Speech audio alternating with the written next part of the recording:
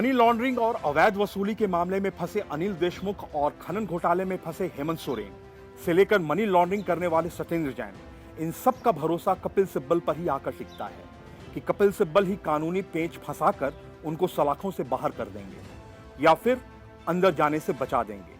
लेकिन इन दिनों कपिल सिब्बल का कानूनी दांव ज्यादा कारगर साबित नहीं हो रहा। कपिल सिब्बल ने अपने सारे दांव आजमा लिए, लेकिन करोड़ों की हेराफेरी करने वाले केजरीवाल के ईमानदार मंत्री सत्येंद्र जैन को ईडी की कस्टडी में जाने से नहीं बचा पाए और दिल्ली की राउज एवेन्यू कोर्ट ने सत्येंद्र जैन को 13 जून तक ईडी की कस्टडी में भेज दिया। हालांकि सत्येंद्र जैन ने राउज एवेन्यू कोर्ट में जमानत अर्जी भी दायर की है। सत्येंद्र जैन की आज यानी गुरुवार को हिरासत अवधि समाप्त हो गई थी। उन्हें राउज एवेन्यू कोर्ट में पेश किया गया। इस दौरान ईडी ने सत्येंद्र जैन की 5 दिनों की कस्टडी मांगी। कपिल सिब्बल ने इसका विरोध किया। सत्येंद्र जैन को ईडी यानी प्रवर्तन निदेशालय ने मनी लॉन्ड्रिंग के केस में 30 मई को गिरफ्तार किया था और इसके बाद 31 मई को ट्रायल कोर्ट ने सत्येंद्र जैन को 9 जून तक ईडी की हिरासत में भेज दिया था।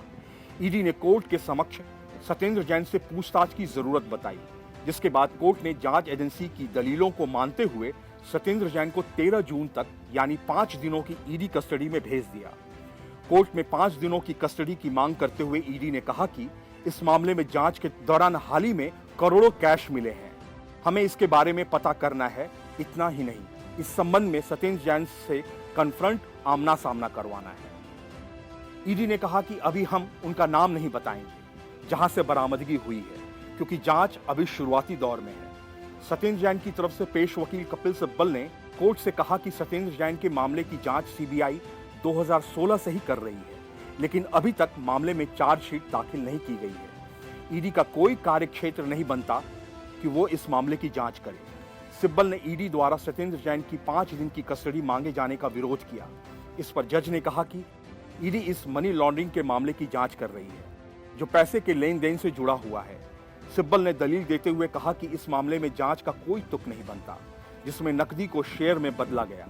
सिब्बल ने कहा कि इतने दिन की कस्टडी में एक बार भी सत्येंद्र जैन से बरामद सोने के बारे में नहीं पूछा गया।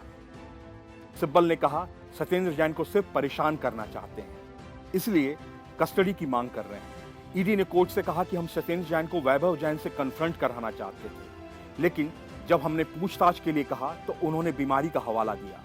इसे साफ है कि सत्येंद्र जैन जांच में देरी करने की कोशिश कर रहे हैं। ईडी ने कहा मामले में जांच की जा रही है। जांच में अगर सीबीआई से कुछ चीज मिस हुआ तो इसका यह मतलब नहीं कि ईडी भी अपनी आंख बंद करके बैठ जाए।